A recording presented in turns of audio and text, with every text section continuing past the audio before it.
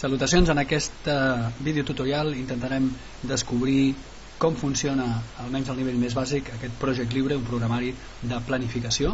Primer de tot anem a veure un exemple ja planificat del que podria ser un projecte, i aquest d'aquí, que ara mateix podem veure en pantalla, podria ser un bon començament. L'essència de Project Libre fonamentalment té a veure amb aquesta divisió que estem veient ara mateix aquí a la pantalla, perquè explica molt bé la filosofia que hi ha darrere d'aquest tipus d'eines. La filosofia darrere d'aquest tipus d'eines es tracta de com si fos una mena de balança, en la qual té dos plats aquesta balança. En un dels plats, aquesta banda d'aquí, nosaltres li introduïm la informació que nosaltres coneixem del nostre projecte, les tasques que tenim, les durades estimades d'aquestes tasques, també li podem introduir costos, recursos, en fi, tota la informació que nosaltres tenim d'aquest pla i d'aquest projecte que s'ha de fer. I en el plat dret, diguéssim, d'aquesta balança, el que Project ens dona és informació nova, fruit de barrejar aquesta que li acabem d'introduir. Informació nova que podria ser, per exemple, una representació gràfica en un diagrama de Gantt sobre un calendari d'aquestes mateixes tasques amb les seves dades que li hem introduït. Però també podrien ser estadístiques, ràtios, dates, alertes, avisos, informes, un munt de documentació o d'informació interessant que nosaltres podem fer servir per planificar millor els nostres projectes.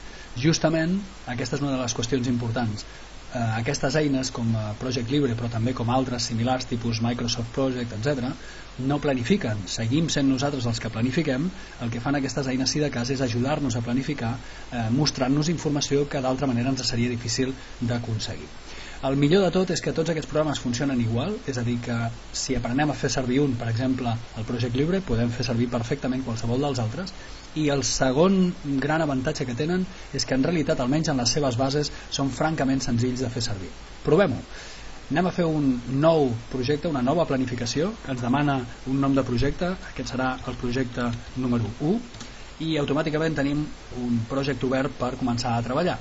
Imaginem, per fer-ho ben fàcil, que tenim unes quantes tasques, la tasca 1, la tasca 2, la tasca 3, la 4 o la 5, en les quals a cadascuna d'elles podem estimar-li una durada determinada, que poden anar des dels minuts per tasques molt petites, pot passar per les hores, encara amb tasques bastant petites, també podem passar pels dies, que és la que ve per defecte, 4 dies, podem passar per setmanes, per exemple podem posar 2 setmanes i podem comprovar com immediatament aquestes 2 setmanes signifiquen 2 setmanes laborables, és a dir, comptant com a 5 dies de treball per setmana més 2 pel cap de setmana. I també podem fer servir els mesos, però els mesos, com que la M ja està agafada pels minuts, aquí podem introduir com a mínim posant MES per tal que ens entengui. Ja tenim introduïdes les tasques, tenim introduïdes les seves durades, però hi ha una dada important també que hauríem d'afegir aquí, que és les predecessores, és a dir, aquelles dependències que tenen les tasques entre si. No totes les tasques en un projecte comencen el primer dia i es fan alhora. De fet, podria donar-se el cas que, per exemple, la tasca 4 depengués de la tasca 3 i que, per tant, no es pogués començar fins que s'acabés l'altra. Per dir-li això tenim diversos sistemes. El primer sistema seria venir-nos aquí una mica més a la dreta per comprovar que hi ha una columna que es diu predecessores i és aquí on justament li podem introduir aquesta informació. Fixeu-vos que aquí no podem incloure-li el nom de la tasca, no podem posar-li que és la tasca 3 la seva predecessora perquè no ens entendrà. Ens entendrà tan sols si li posem el número d'ordre que li correspon a la tasca 3, és a dir, 3. I així sí que ens entén, i fixeu-vos com fa dues coses molt interessants. Una, dibuixa una predecessora entre les dues perquè quedi clar que hi ha aquest vincle, que una depèn de l'altra. Però la segona cosa més important que ha fet ha sigut que ha mogut la data d'inici del començament de la segona tasca. Aquesta data d'inici d'aquesta tasca jo no l'hi he pas introduït, sinó que s'ha modificat sola, gràcies a saber que hi ha aquesta predecessora. Això és particularment important d'entendre perquè quan planifiquem no planifiquem mai per dates. Mai planifiquem per dates. Què vol dir això? Que nosaltres no hem d'anar col·locant aquestes diferents peces damunt del calendari perquè ens quadrin bé, com si fos una mena de Tetris o de trencaclosques, sinó que simplement li hem de donar a Project la informació de les tasques que hi ha, les durades que tenen i les seves predecessores perquè sigui ell el que ens vagi recalculant quan haurien de començar i quan haurien d'acabar. De dates, en els nostres projectes només n'hem de col·locar una, que podria ser o la data d'inici del projecte o la data de finalització, seria una alternativa que després veurem, però en qualsevol cas només una. Les altres dates són calculades automàticament pel programari. Anem a provar de fer una altra predecessora i així també veurem alguna alternativa a l'hora de fer-les. Imaginem que la cinquena tasca també té com a predecessora la tasca 3 i en aquest cas, per comptes de fer servir la columna de predecessores, que ho podíem fer perfectament, ho farem d'una altra manera, ho farem amb el ratolí, simplement passant pel damunt de la barra que ha de fer-se, de la barra de la tasca que s'ha de fer primer, que seria aquesta, la predecessora. Surten aquestes 4 fletxetes blanques, fem clic amb el botó esquerre i arrosseguem per endur-nos aquesta cadena al damunt de la següent tasca. Ho desfaig per tornar-ho a provar, passo pel damunt, clico, arrossego i amb una mica de traça i punteria deixo anar damunt de la segona, que també evidentment modifica la seva data d'inici. Aquesta seria la introducció bàsica d'informació a nivell de tasques, durades i predecessores.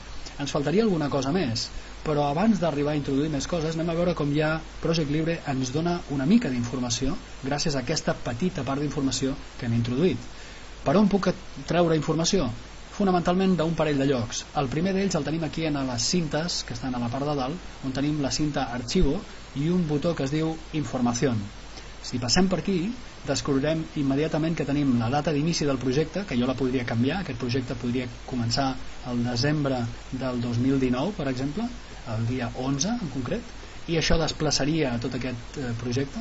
I la data de terminació o de finalització, que com veieu no puc clicar perquè en realitat és calculada pel propi project. Gràcies a aquesta informació de les tasques que jo li he introduït, les durades i les predecessores, finalment em dona una data possible d'entrega. Si faig les coses com he dit que faré, entregaré el dia 13 de gener, en aquest cas del 2020, després d'haver canviat la data d'inici. No marxo encara d'aquesta finestra perquè també tinc una pestanyeta que es diu Estadístiques, on a banda de les dates d'inici i final també em dona altra informació, com per exemple la durada prevista d'aquest projecte, les hores de feina totals, i quan li posi més informació, tots aquests camps que estan a 0, inclòs el cost, també apareixerà aquí. Serà un molt bon lloc per recórrer, per tenir una vista ràpida, una impressió ràpida de com està el nostre projecte. En tot cas, fins aquí és el suc que li podem treure, però podem treure-li més suc a Project Libre amb el que tenim, també anant a una altra opció ben interessant, que seria en la cinta Vista, Informe. Aquest informe veiem que és un informe que ja està pensat per imprimir, és a dir, que conté una mena de vista preliminar, i que de fet els camps que ens mostra són exactament els mateixos que veiem fa un segon a les estadístiques. És el mateix però pensat per imprimir, fonamentalment, d'acord? I tornarem més endavant quan s'hagi omplert una miqueta més aquesta informació. I una última opció per treure-li informació ara per ara seria venir-nos en aquí mateix a Vista, tot i que també la podem trobar en altres bandes com a la cinta Tarea, a l'opció que es diu Red, xarxa. Aquest diagrama de xarxa no és més que una simplificació, una molt senzilla simplificació del nostre projecte que ens permet veure l'esquelet lògic. Aquest projecte comença amb 3 tasques que es fan en paral·lel, 2 d'elles no depenen de res més ni cap d'elles depèn d'elles, cap d'altra, vull dir, depèn d'elles, però en canvi aquesta tercera tasca sí que és predecessora d'aquestes dues, necessiten aquestes dues. Aquí mateix podria anar fent canvis, jo podria anar afegint-hi altres predecessores si volgués, i per descomptat, en el moment en què jo tornés en el diagrama elegant, aquestes predecessores estarien incloses aquí, de la mateixa manera que si fes un canvi i esborrés una d'aquestes predecessores i la lligués amb alguna de les anteriors, també tindria exactament el mateix efecte, no? Només faltaria, no? Tornem al diagrama de xarxa i així ho veiem. Aquí tenim les noves predecessores que hem redibuixat. Aquesta vista deia que és simplista, però justament perquè és molt simple també és molt útil, perquè simplement ens mostra aquest esquelet lògic d'aquest projecte. Aquest projecte s'ha de fer d'aquesta manera, no tindria sentit fer-lo d'una altra manera ara per ara, i per tant jo puc imprimir. Hi ha molta gent que és molt fan d'imprimir-s'ho, posar-s'ho així penjat a la paret, per tal que tot l'equip o tot el departament pugui veure en quin moment estem, quines tasques tenim pendents de fer, quin és el procés una mica general, la vista, diguéssim, general del nostre projecte. Ara per ara, amb la informació que l'hem introduït, no podem treure-li més suc encara, haurem de fer algun afegitó, afegir-li una mica d'informació per tal de poder-ho fer. La informació que ens faltaria ara mateix, bàsicament, seria la de recursos i els costos derivats d'aquests recursos. Anem a fer-ho. Per introduir els recursos hem de recordar sempre que s'ha de fer en 2 passos. El primer pas es tracta de donar d'alta aquells recursos de què disposem, explicar-li a Project que disposem d'una sèrie de recursos humans, tècnics, materials, i el segon pas serà assignar aquests recursos a les tasques que els necessitin. Anem a pel primer. Per fer-ho, justament accedirem a les cintes aquestes superiors, en concret a la que es diu recurso, i a la primera opció que tenim a l'esquerra, que es diu recursos.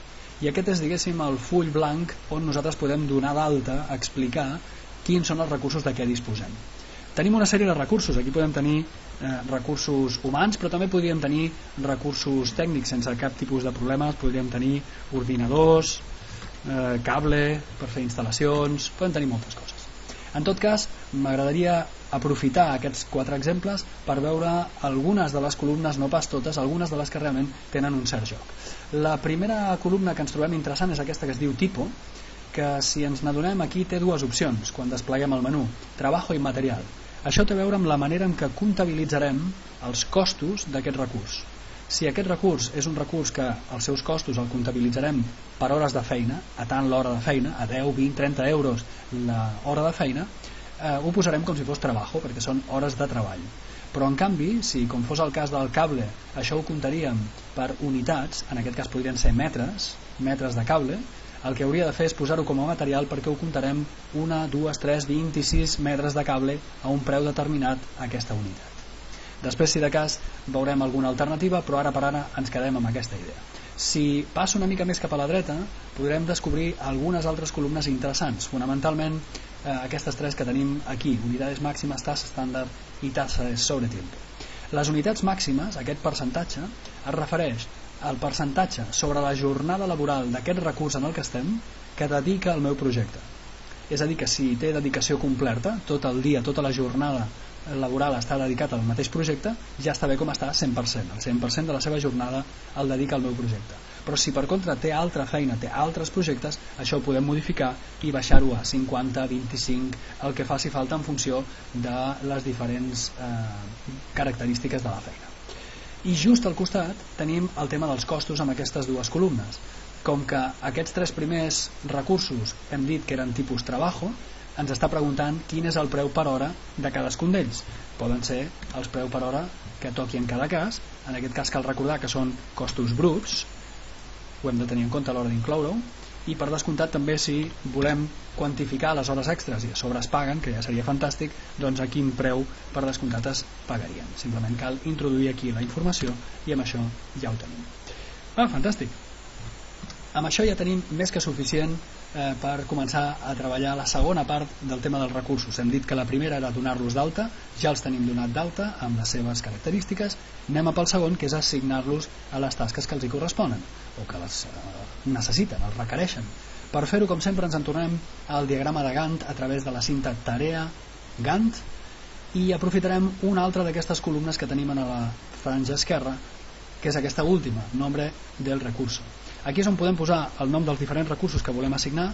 Fixeu-vos que no té cap tipus d'assistent, de desplegable, de text predictiu, així que simplement hem d'escriure el nom, això sí, exactament tal com l'hem escrit en l'altre full. Si escrivim el nom canviant majúscules, posant accents o qualsevol diferència, nom i cognoms per exemple, no ens entendrà, ens donarà un missatge d'error dient que no reconeix aquest recurs, de manera que haurem d'escriure'l literalment igual, exactament igual. Si anem introduint recursos ens trobarem en algun moment que pot ser que ens sigui útil afegir-ne més d'un, així que simplement amb un punt i coma podem anar-los afegint, podem anar-los col·locant sense cap tipus de problema.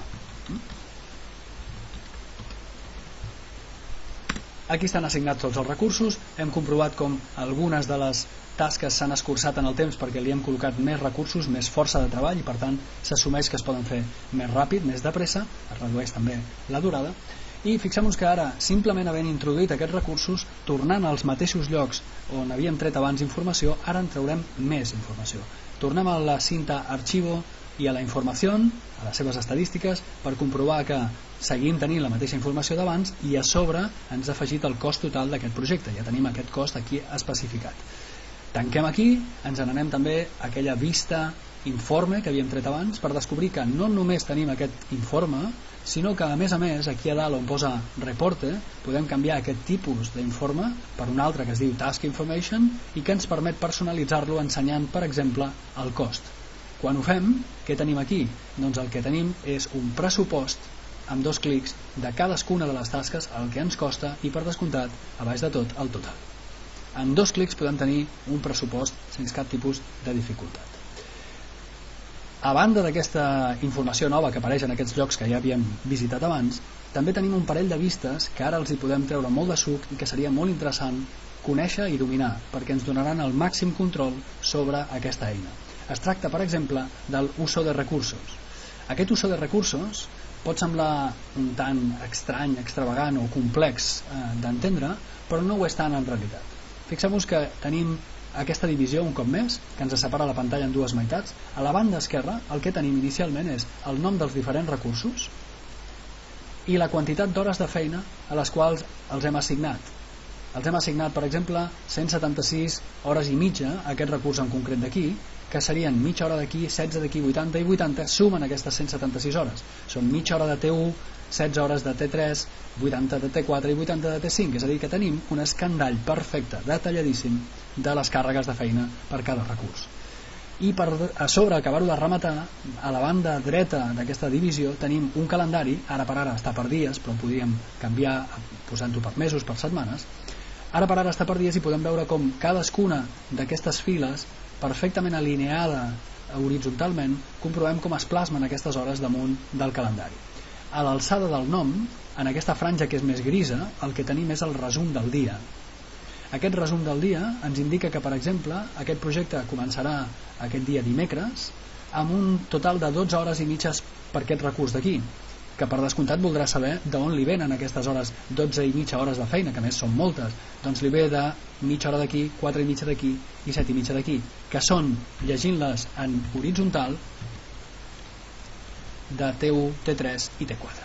Són exactament aquestes, es llegeixen en horitzontal i per tant tenim un desglòs detalladíssim sobre el paper de com es va plasmant aquesta càrrega de feina damunt del calendari al llarg de tot el projecte. Encara més, si volem veure-ho gràficament, podem combinar aquest uso de recursos amb aquest histograma que tenim aquí dalt a la dreta.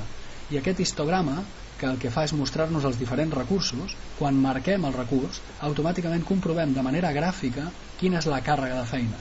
I comprovem en aquest cas que la franja verda, que és la quantitat d'hores de feines assignada, estan molt pel damunt d'aquesta línia negra, que és la capacitat màxima d'aquest recurs, aquell percentatge que li hem posat abans al definir-lo.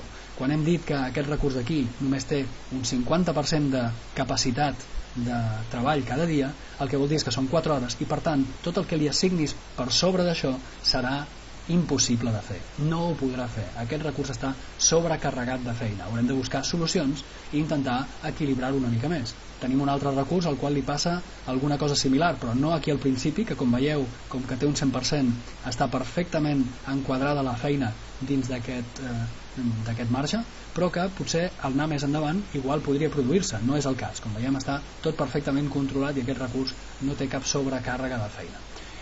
En tot cas, aquest uso de recursos, com veieu, ens dona un control perfecte de les assignacions de feina i de la plasmació d'aquesta feina sobre el calendari al llarg de tot el projecte.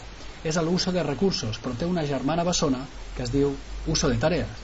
I l'uso de tareas, de fet, és exactament el mateix, però en aquest cas tenim una inversió dels factors. Abans teníem els recursos i a sota les seves tasques i ara tenim la tasca i a sota els seus recursos. Quan li hem assignat a una tasca com aquesta d'aquí, que són 32 hores de feina, li hem assignat 2 recursos diferents, el que fa Project Libre, almenys per defecte, és repartir aquestes hores 16 i 16 per tal de que pugui fer-se aquesta feina. Aquestes hores, aquestes assignacions d'hores jo les puc canviar i jo podria perfectament dir que en aquesta tasca d'aquí justament és aquest recurs Noe que és especialista en aquesta feina i per tant farà la major part de les hores, 25 d'aquestes 32, i en canvi el Marc tan sol en farà 7. Aquest tipus de joc el podem fer, és un joc a un nivell de detall espectacular i ens permet un control també molt detallat del nostre projecte.